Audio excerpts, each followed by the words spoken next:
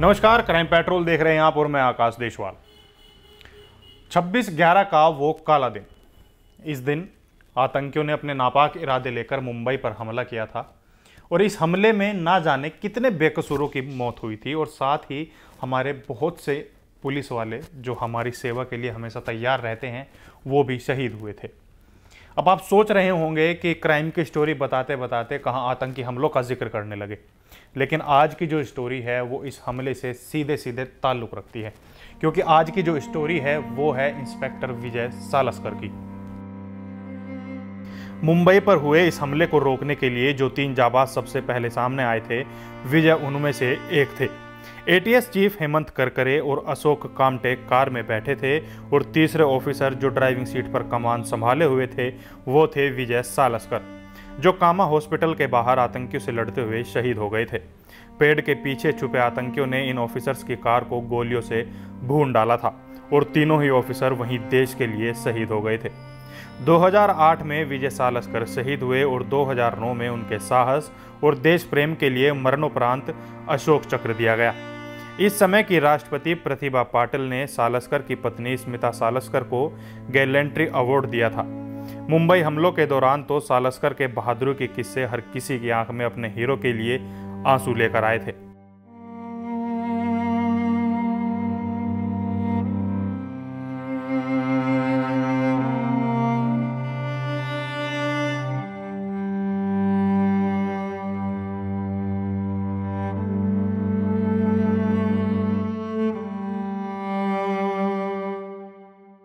लेकिन ये कोई पहली बार नहीं था जब इनकी बहादुरी के किस्से लोगों के सामने आए थे।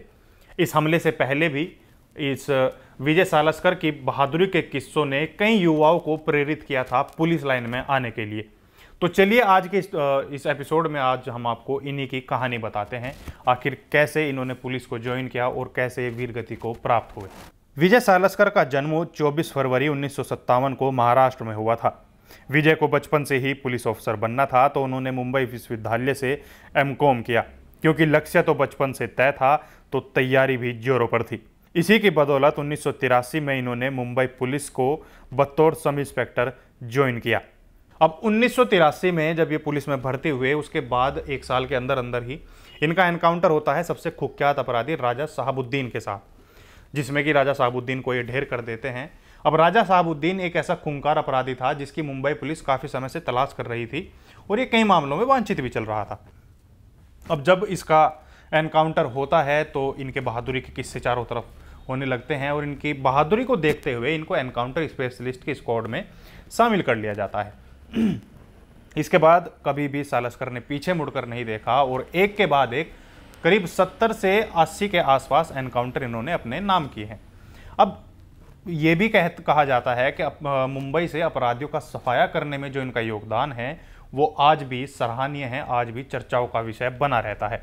कुछ रिपोर्ट्स तो ये भी कहती हैं कि उस समय मुंबई के पुलिस कमिश्नर राकेश मारिया के अगर किसी भरोसेमंद इंस्पेक्टर की बात करी जाए तो उसमें सालस्कर का नाम सबसे पहले आता है। 80 के दशक में मुंबई में अंडरवर्ल्ड का खौफ था और तब विजय सालस्कर जैसे जाबाज ऑफिसरों की मदद से इन डॉन के गुर्गों का सफाया किया गया था।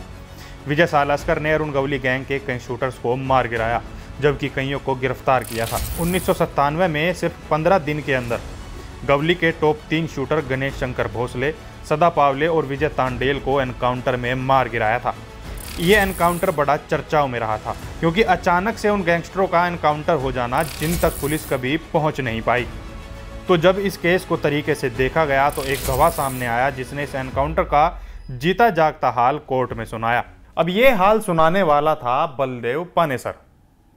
अब बलदेव पानेसर वही शख्स है जो सदा पावले का भाई आनंद पावले का खास दोस्त हुआ करता था और एक अच्छा ड्राइवर था। अब यहाँ आपको एक चीज़ समझनी होगी कि आनंद पावले भले ही सदा पावले का भाई हो, लेकिन आनंद पावले और बलदेव पानेसर इन दोनों का क्राइम की दुनिया से दूर दूर तक कोई नाता नहीं था।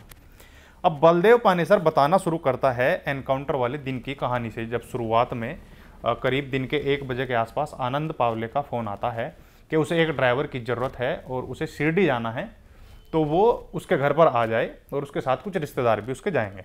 अब क्योंकि बलदेव का घर आनंद पावले के घर के पास था तो वो करीब 1 घंटे बाद यानी कि 2 बजे के आसपास उसके घर पहुंचता है। अब यहाँ आनंद पावले के पास होती है फिएट कार। अब आपको बता दें कि पहले जो फिएट कार आती थी एम्बेसडर टाइप, उसमें आगे की एक पूरी फ्लैट सीट होती थी जिसमें 3 लोग आराम से बैठ सकते थे। अब बलदेव के साथ आनंद पाल और उसकी पत्नी बैठे आगे की सीट पर, और पीछे की सीट पर बैठे उसके 2 रिश्तेदार और उनकी बहन गोराबाई। अब यहाँ बलदेव को ये बताया गया था कि जो गोराबाई से अलग जो 2 और शख्स हैं उनमें से एक है भास्कर और एक है अजय। अब ये इन्होंने यहाँ से चलना शुरू किया और ये पहुँचते हैं एमजी रोड और घाटकोपर रोड नंबर 8 के जंक्शन पर। अब क्योंकि वहाँ रेड लाइट हो रखी थी तो इन्होंने अपनी गाड़ी रोकी, और जैसे ही वहाँ गाड़ी रोकी तो एक सामने से मारुति 800, शायद उसका ग्रे कलर जो बताया गया था, मारुति 800 इनकी गाड़ी के सामने आकर रुकती है और उसमें से 4 आदमी गाड़ी से उतरते हैं। अब बलदेव ने पुलिस को कोर्ट को बताया था कि जो 4 आदमी मारुति 800 से निकले थे उन सभी के पास 2-2 गन थी। एक उनके हाथ में थी रिवॉल्वर और एक उनके यहाँ ऐंठी में लगी हुई थी, जिनमें 3 आदमियों के पास ये 2-2 गन थी और एक के पास एक कार्बाइन थी। अब इससे पहले ये कुछ समझ पाते, वो सारे के सारे आदमी कार को घेर लेते हैं और इनसे कुछ सवाल जवाब करते हैं। अब सवाल जवाब जैसे इनसे चल ही रहा था तो पीछे से कार्बाइन वाला आदमी आता है और बलदेव की कनपट्टी पर पीछे से गन लगाकर बोलता है कि वो कार को बंद करके चाबी बाहर फेंक दे, नहीं तो उसको गोली मार दी जाएगी। अब बलदेव क्योंकि कहते हैं जान भली तो सब भला, तो बलदेव ने भी यही किया, उसने गाड़ी की चाबी निकाली और बाहर फेंक दी। अब इतने में ही पुलिस वाले, वो अपने आप को पुलिस वाला भी बताते हैं, इतने में ही वो बोलते हैं आनंद और उसकी पत्नी से कि आप दोनों गाड़ी से बाहर निकलो और आप सड़क से उधर चले जाओ। अब क्योंकि आनंद को कहीं ना कहीं सच्चाई पता थी तो वो चुप था, तो वो जैसा उसको पुलिस ने कहा वो वैसा उसने किया, वो सड़क पार अपनी वाइफ को लेकर चला गया। लेकिन बलदेव अभी भी कंफ्यूज था कि ये सब हो क्या रहा है। अब इतना सब कुछ चल ही रहा था तो पुलिस वाले गेट खोलने की बात करते हैं कार की। अब यहाँ एक वो चीज जो बलदेव को नहीं पता थी वो ये थी कि जिसका नाम भास्कर बताया गया था आनंद द्वारा वो था विजय तांडेल, और जो दूसरा शख्स अजय जिसका नाम बताया गया था वो था खुद सदा पावले, और तीसरी उनकी बहन गोराबाई। अब पुलिस वाले गाड़ी को घेर लेते हैं और इनसे गाड़ी खुलवाने की जद्दोजहद करते हैं, लेकिन ये अंदर से लॉक बंद कर लेते हैं, गाड़ी नहीं खोलते। इसके लिए फिर वो काफ़ी मशक्कत करनी पड़ती है। तो खैर किसी तरीके से पुलिस वाले गाड़ी को खोलने में कामयाब रहते हैं और वो गेट खोलते हैं उसकी बहन की साइड वाला, जिस तरफ उसकी बहन बैठी हुई थी। अब यहाँ पुलिस के पास एक इन्फॉर्मेशन और थी कि जो विजय तांडेल है उसके पास AK-47 गन भी होगी। तो अब पुलिस वाले इस डर में भी थे कि अगर गलती से उसने अंदर से बैठे बैठे फायर खोल दिया तो हम सब के लिए मुसीबत खड़ी हो जाएगी। लेकिन इसके बाद पुलिस वाले किसी तरह कार का दरवाज़ा खोलने में कामयाब होते हैं और सबसे पहले वो उसकी बहन को बाहर निकालते हैं और वो सबसे पहले विजय तांडेल को ही अपना शिकार बनाते हैं, क्योंकि उन्हें पता था कि गन शायद विजय तांडेल के पास होगी। तो अब वो विजय तांडेल को कार से बाहर निकालकर थोड़ा सा कार से दूर ले जाते हैं और वहाँ उसकी तलाशी लेते हैं कि कहीं इसके पास कोई गन वन ना हो। तो जैसे ही वो विजय तांडेल की तलाशी लेते हैं तो वो हाथ ऊपर करके खड़ा हो जाता है। वो बोलता है कि वो उसका एनकाउंटर ना करें, वो जैसा आप कहेंगे वो वैसा चलेगा। यानी कि विजय तांडेल पुलिस के अनुसार चलने के लिए तैयार था।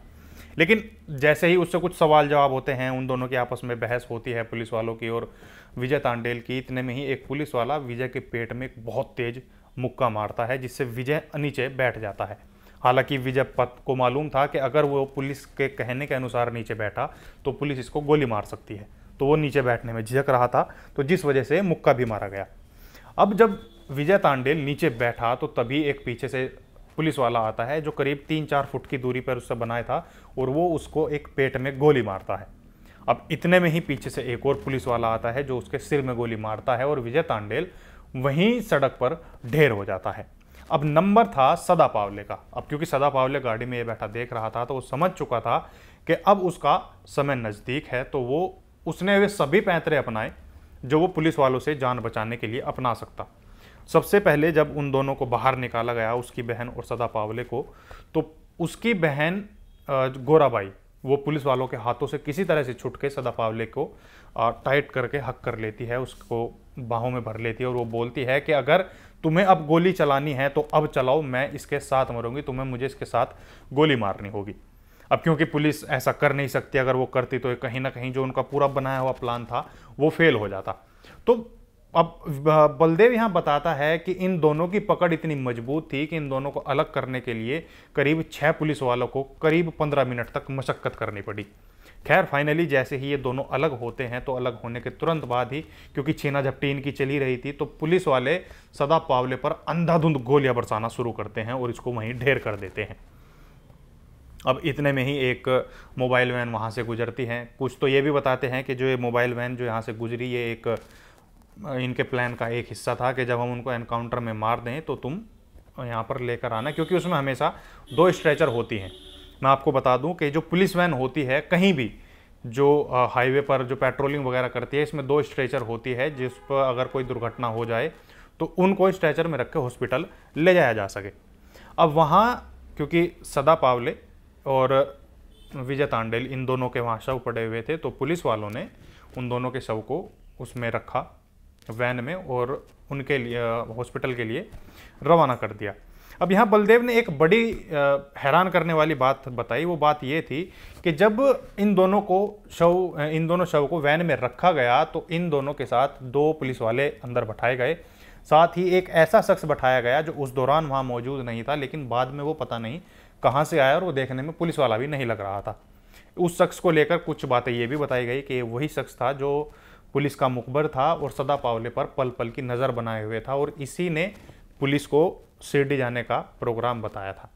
अब शिरडी जाने का प्रोग्राम ये था, जब आनंद से इसके बारे में पूछा गया तो आनंद ने बताया था कि वो जो सदा पावले है वो शिरडी जाकर अपने गुनाहों की सज़ा माफ़ी मांगने वाला था, और वो वहाँ ये इस चीज़ का प्रण लेकर आने वाला था कि वो आगे से कोई गुनाह नहीं करेगा, और जो भी पुलिस या कोर्ट जो भी उसे सज़ा देगी वो उसे मंजूर होगी। लेकिन पुलिस ने वहाँ जाने से पहले ही उसके इस प्लान को फेल कर दिया और उसको एनकाउंटर में ढेर कर दिया। अब हालांकि ये जो पूरा प्रोसीजर, मैंने जो पूरी कहानी आपको बताई, इसको लेकर एक दूसरा शख्स भी है जिसने ये कहानी बताई थी। वो कोई इंस्पेक्टर था। उसने कहानी हूबहू बताई तो थी, लेकिन जो स्टार्टिंग का उसने बताया वो बिल्कुल अलग था। अब उसने जो कोर्ट को कहानी बताई उसके हिसाब से सदा पावले और विजय तांडेल इन दोनों के पास AK-47 थी, और जैसे ही पुलिस वाले अपनी कार इनकी कार के सामने रोकते हैं तो विजय तांडेल कार से निकलता है और एक पिस्टल लेकर पुलिस वालों की तरफ तान देता है।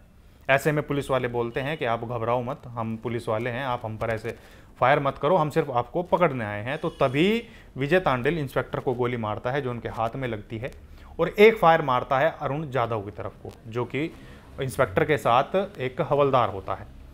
अब ये गोली अरुण जाधव के पैर को छू कर निकल जाती है, जिसमें वो घायल हो जाते हैं, लेकिन अरुण जाधव भी 2 गोली विजय तांडेल की तरफ को मारता है, जिसमें वो घायल होकर सड़क पर गिर जाता है। और इसी तरीके से फिर सदा पावले AK-47 लेकर गाड़ी से बाहर निकलता है फायर मारने के लिए पुलिसों की तरफ को, तो तभी सारे पुलिस वाले उसको घेर कर अंधाधुंध गोलियों से उसे भून डालते हैं। और बाकी जो इसके बाद की कहानी थी वो बिल्कुल सेम थी। खैर, इस केस की सुनवाई में जो कुछ हुआ वो अलग प्रोसीजर था, लेकिन इसके बाद तो गवली गैंग से सालस्कर की मुठभेड़ की खबरें अक्सर आती रहती। कहते हैं जब बाद में अरुण गवली MLA बन गए तो तब भी ये जाबाज पुलिस वाला इस गैंग के सफाई में कोई कसर नहीं छोड़ता था। सालस्कर के कुछ ऐसे किस्से भी हैं जो इनकी बहादुरी को खासा दर्शाते हैं। अब उसी में एक किस्सा ये भी है जो बेहद मशहूर है। कहते हैं कि एक बार गवली ने अपने घर में ही एक महिला पत्रकार के साथ बदतमीजी की थी, उसके साथ हाथापाई की थी। तो तब विजय सालस्कर ने अपनी बहादुरी का परिचय देते हुए सिर्फ 4 इंस्पेक्टरों के साथ अरुण गवली के घर पहुंचे और उनको गिरफ्तार पकड़कर घर से उठाकर पुलिस लाइन में लेकर आए थे, जहां जेल में डालकर इनकी बहुत ज़्यादा पिटाई की थी। अब ये कुछ ऐसा चर्चा था क्योंकि अरुण गवली उस समय अपने आप में एक नाम हुआ करता था, एक हस्ती हुई करती थी, खासकर गैंगस्टरों के बीच को लेकर के कोई भी पुलिस वाला इसके एक कहते हैं ना कि किला बना दिया कि किले को भेद नहीं सकता। लेकिन विजय सालस्कर ने जैसे इस घटना को अंजाम दिया था कि किसी एक गैंगस्टर के घर में घुस जाना, वहाँ से उसको गिरफ्तार पकड़कर बाहर ले आना, ये अक्सर फिल्मों में ही देखने को मिलता है, लेकिन विजय सालस्कर ने ये हकीकत में करके दिखाया था। इसके बाद से विजय सालस्कर कई बड़े अफसरों के फेवरेट बन गए थे। विजय सालस्कर पर कुछ आरोप भी लगे। दरअसल मुंबई पुलिस में महाराज के नाम से मशहूर विजय सालस्कर पर 25 साल की पुलिस नौकरी के दौरान कुछ आरोप भी लगे, और ये लाजमी भी है। जब कोई किसी काम को लेकर ज़्यादा मशहूर हो जाए तो उसे लेकर आरोप प्रत्यारोप लगना कोई बड़ी बात नहीं है। ऐसा ही हुआ था विजय के साथ। उनके एक एनकाउंटर में 18 साल के लड़के की मौत हो गई थी, जिसके बाद कुछ सवाल भी खड़े हुए थे। इसके अलावा गुटखा व्यापारियों के साथ साठगांठ को लेकर उन पर आरोप लगते रहे। यहाँ तक कि उनसे उनकी सर्विस पिस्टल भी ले ली गई थी। विजय सालस्कर को बाद में मुंबई पुलिस की एंटी एक्सटॉर्शन सेल का हिस्सा बनाया गया था। विजय सालस्कर का परिवार आज भी जब मुंबई हमलों की उस रात को सोचता है जिस रात उनके शहीद होने की खबर परिवार वालों को मिली थी, तो वो आज भी भावुक हो जाता है।